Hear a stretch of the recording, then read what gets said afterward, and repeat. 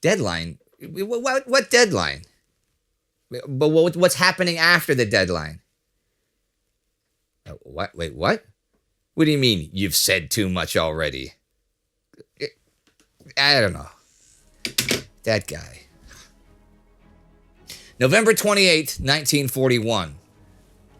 Back in June, Germany invaded the Soviet Union. Adolf Hitler saw this as his magnum opus, but in spite of legendary successes, it hasn't gone quite as well as planned. The Soviets are still in the fight, but this week, that may change. This week, German units can actually see the spires of Moscow's Kremlin.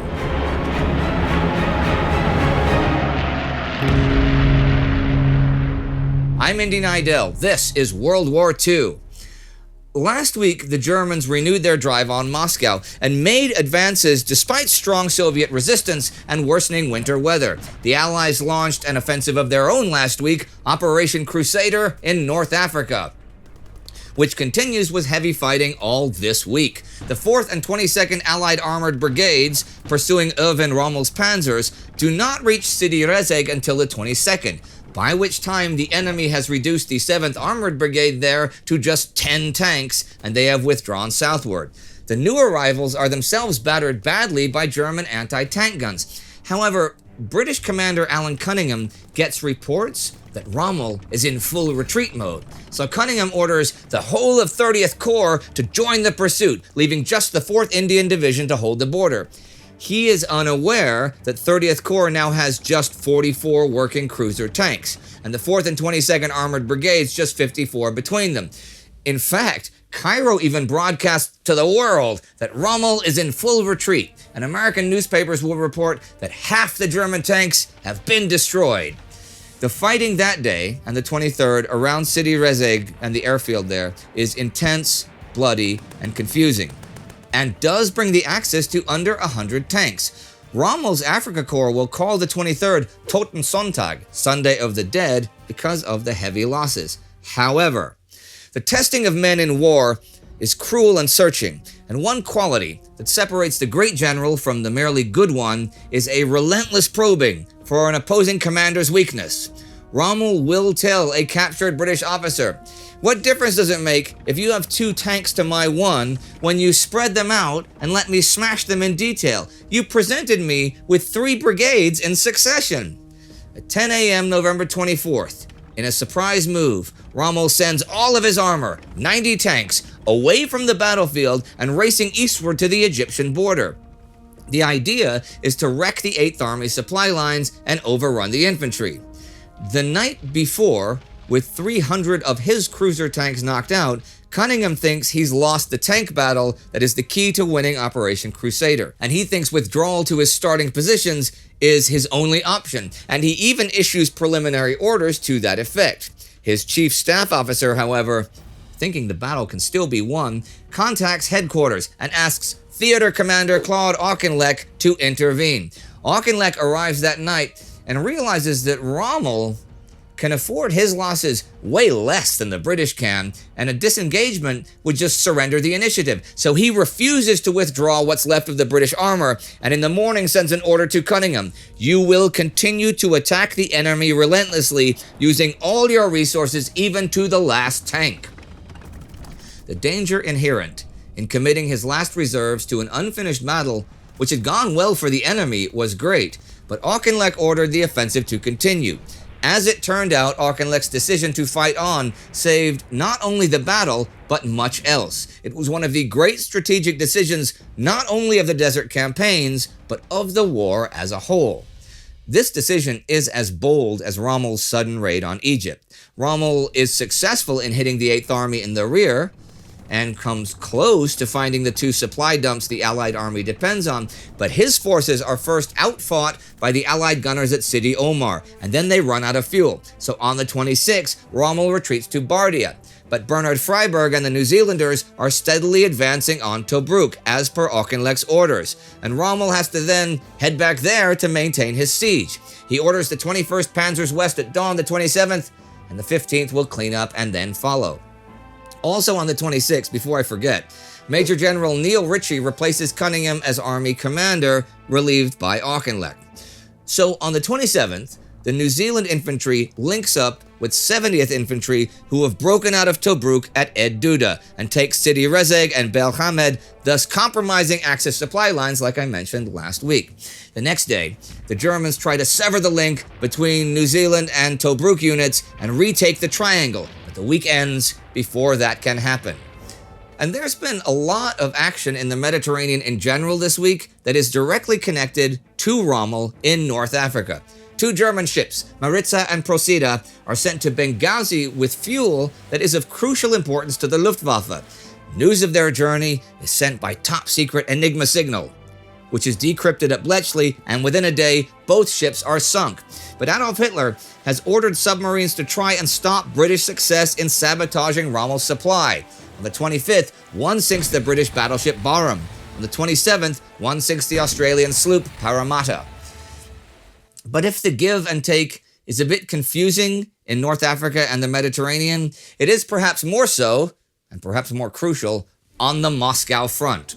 Adolf Strauss's German Ninth Army is playing defense after securing bridgeheads north of the Volga, north of Moscow, so that Georg Hans Reinhardt's 3rd Panzers can advance eastward towards Klin. Erich Heppner's 4th Panzers made slow progress most of last week until near the end of it, when they advanced around 20 kilometers by hitting the Soviets right between the 30th and 16th armies. On the 24th, Klin falls to Reinhardt and Solnechnogorsk falls to Heppner, and Red Army Commander Georgy Zhukov's right flank is in great danger.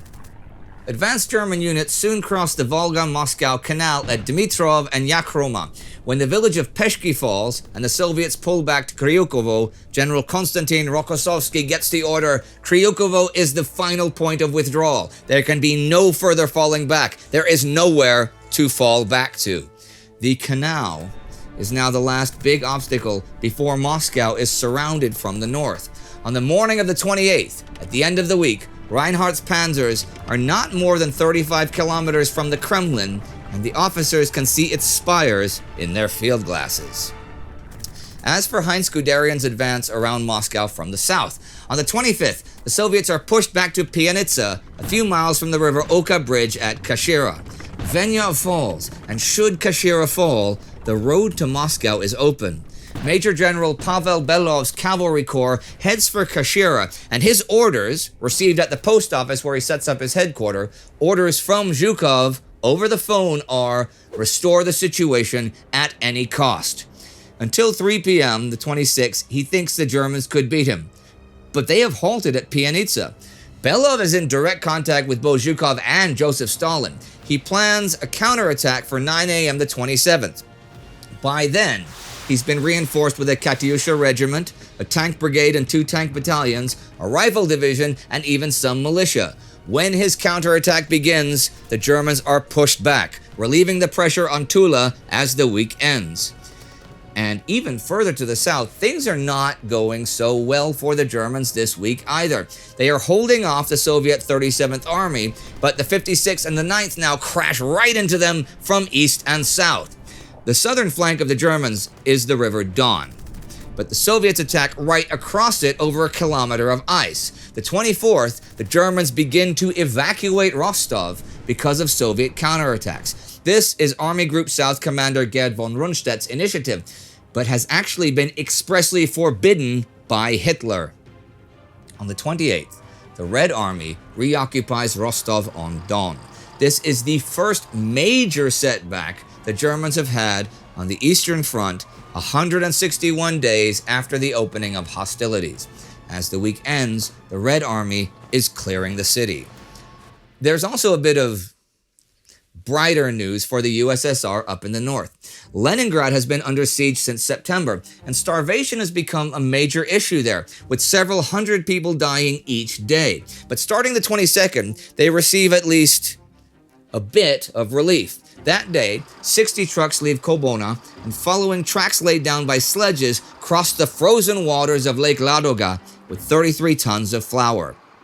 One truck and its driver goes through the ice. 6 crossings are made over the course of the week, bringing a total of 800 tons of flour.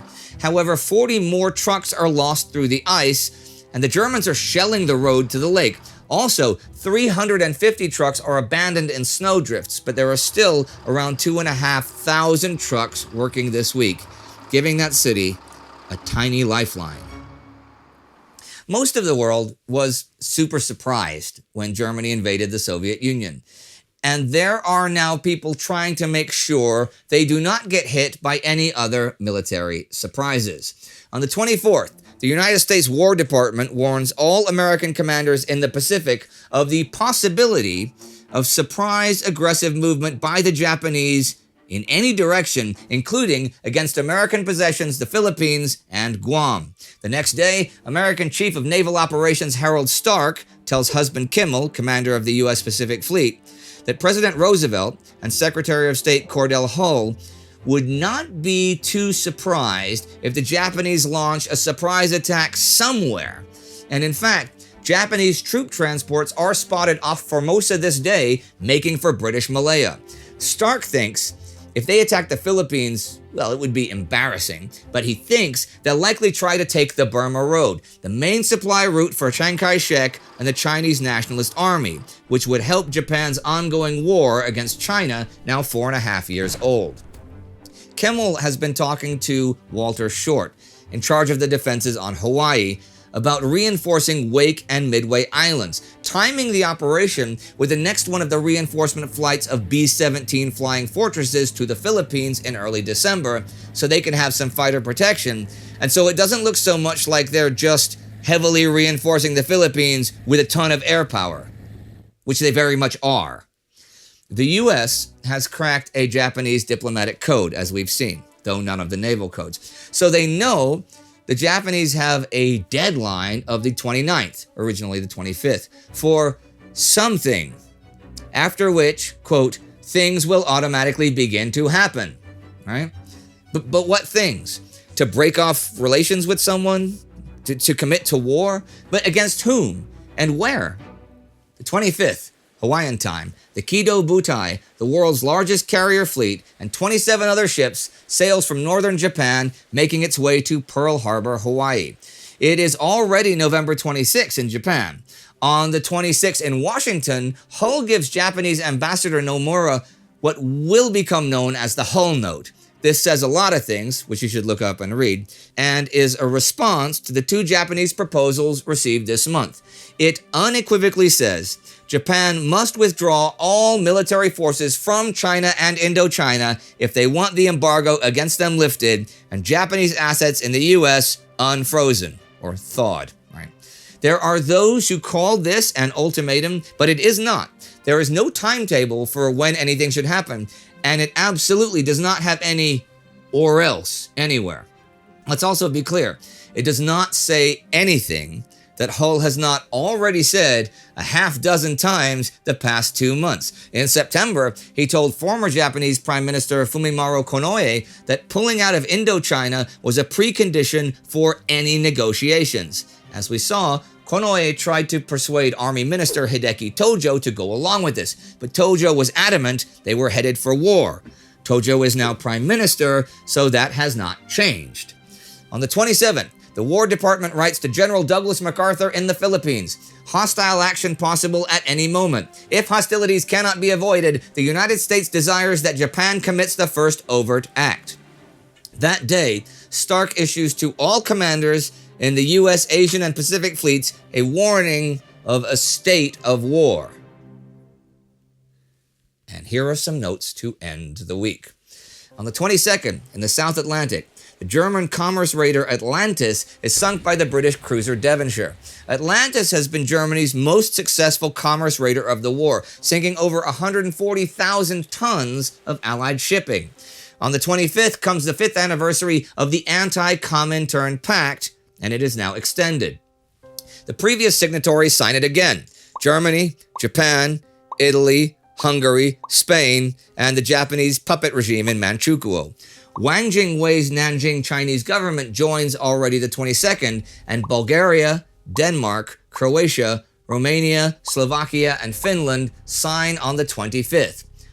One of these signatories, Romania, concludes its ethnic cleansing of Jews, with tens of thousands now interned under dismal conditions in Transnistria, which is now more or less a closed, open-air prison state, right? For more on that, watch Spartacus's coverage of the end of November on our War Against Humanity sub-series. And at the end of the week on the 28th, although for all intents and purposes the East Africa campaign ended many months ago, General Guglielmo Nassi and his 22,000 Italians surrender at Gondar to the Allies, and Benito Mussolini's East African Empire has ceased to exist. And this week is now also finito. The Germans are drawing ever nearer to Moscow, but it's getting harder and harder. Do they have the strength to finish the job? The Allies and Axis in North Africa have both made bold strokes this week, but victory is uncertain for either side. And uncertainty is what everyone feels about Japan. They haven't been able to keep troop movements around the South China Sea secret, so writing is kinda on the wall that they're going to attack someone. But are they going to go for oil? Or are they going for tin and rubber? Because those would be different targets. Or the Burma Road. That's a really tough one to try to guess. I mean, Japan's war in China is well over 4 years old now, and is pretty much a stalemate. So maybe they'll move against the Dutch East Indies to get oil. Well, that would bring them into a war with Britain, of course, but British hands are pretty full war-wise these days, so that might work out. But that would mean sailing all those troops right past the Philippines and all those B-17 bombers the Americans have there. The US is neutral, sure, but would you risk it? But I mean, Japan doesn't want to be at war with China, Britain, and the US at the same time. I mean, that would be crazy. Yeah, I mean, crazy. Yeah. The whole note was the US finally having enough of negotiations that were going nowhere. If you'd like to learn more about Cordell Hull himself, the face of American diplomacy during these months, check out our World War II bio special on him right here in a few seconds. Our Time Ghost Army member of the week is Przemek Dis. It is thanks to people like Przemek Dis, which I hope I'm saying that right, but I think I kind of am, after thinking of Przemysl, all during the Great War. Well, thanks to him and people like him or her, that's thanks to them that we can document this world at war the way we do. So head over to timeghost.tv or patreon.com to join the war effort. Do not forget to subscribe and ring that bell. See you next time.